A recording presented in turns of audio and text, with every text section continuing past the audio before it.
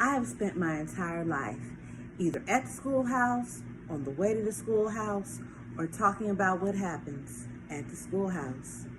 Both of my parents were educators. My maternal grandparents were educators, and for the past 40 years, I've done the same thing. And so, needless to say, over the years, I've had a chance to look at education reform from a lot of perspectives.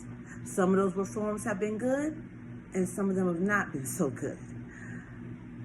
And we know why kids drop out.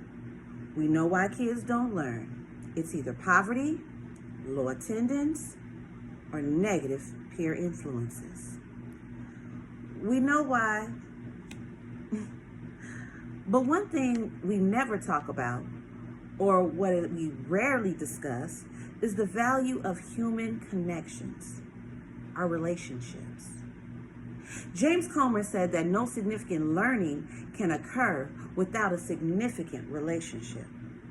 George Washington Carver says all learning is understanding relationships. Everyone in this room has been affected by a teacher or an adult.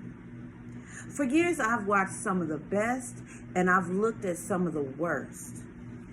A colleague said to me one time, "They don't pay me to like the kids. They pay me to teach a lesson. The kids should learn it. I should teach it. They should learn it. Case closed." Well, I said to her, kids don't learn from people they don't like. She said, "Well, that's just a load of hooey."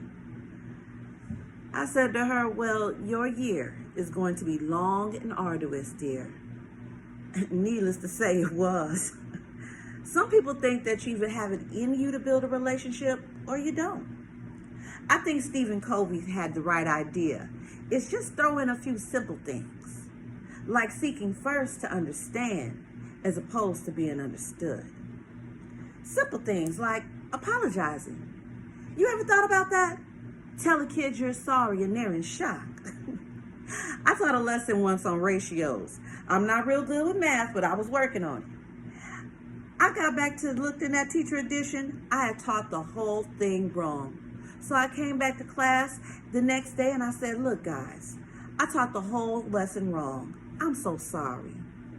They said, "If that's okay, Miss Pearson, you were so excited. We just let you go."